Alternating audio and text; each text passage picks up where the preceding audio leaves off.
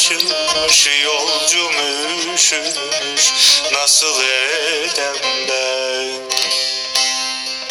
Şalkı vurur pencereden, bacadan, dağlar kışımış, yolcum üşümüş, nasıl edem ben?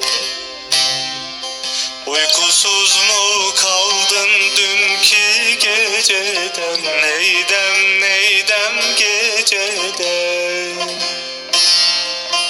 Uyan uyan yar, sinene sar beni, dağlar kışımış, yolcum üşümüş, nasıl edem ben?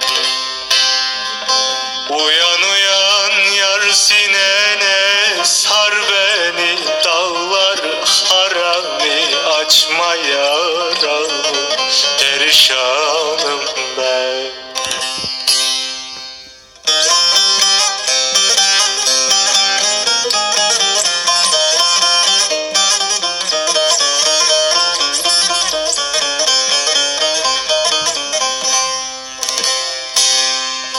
Yüce dağ başından aşırdın beni, neydem neydem yar beni?